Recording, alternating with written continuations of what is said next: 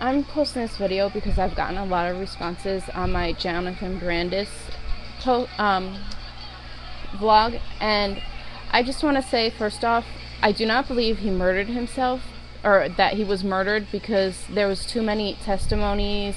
And I don't know if any of you have watched the Boulevard of Broken Dreams documentaries.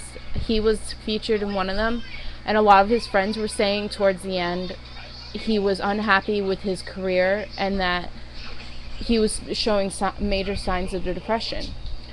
Also, they were saying how his mood swings throughout his life were going up and down. Not exact; those aren't exact words. I haven't watched it for a while, but I do remember they were saying that, he was a happy-go-lucky guy he was very emotional, went through some emotional up and downs, which could be a sign of major depression or bipolar disorder or ADHD. If he suffered from them, then the reason some people might say he wouldn't kill himself because he never showed signs of any kind of depression is because what happens with people who have major depression, it's an underlying disease, basically. Not underlining as in the way there's something else, but in the way of, if your life is going okay, there isn't that many signs of the depression. You're pretty much okay. It doesn't have such a horrible effect on your life where people are like, oh my gosh, they have a problem. I've suffered from major depression. I've been labeled bipolar disorder, all of them, and I can tell you right now that there are a lot of ups and downs, and that when there's finally a breakthrough of the person realizing something is wrong, everybody can be shocked, because there's usually a point in life where someone's life goes downhill, and most of the time it's after they're in their teens, because when you're a kid, what do you have to worry about? Your parents take care of you, unless you had a bad childhood. But from what I've read about him, and I have read a lot about him, his childhood was pretty good. He was on Sequest when he was very young. He was getting a lot of attention from that, and then all of a sudden that show was canceled and people weren't paying as much attention to him. That can be a big part of why he suddenly got depressed.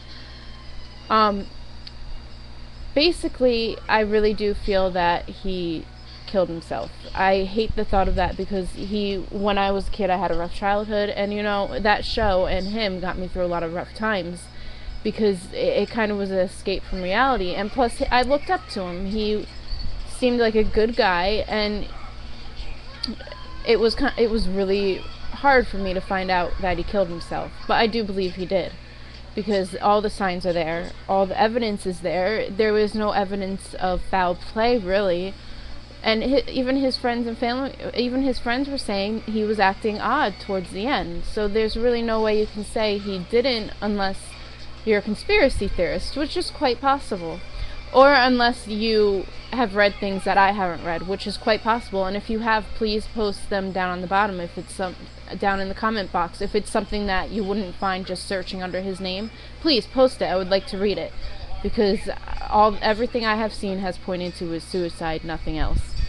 So if anybody else has any information that would show that he was murdered, please post it in the comment box so we can all read it.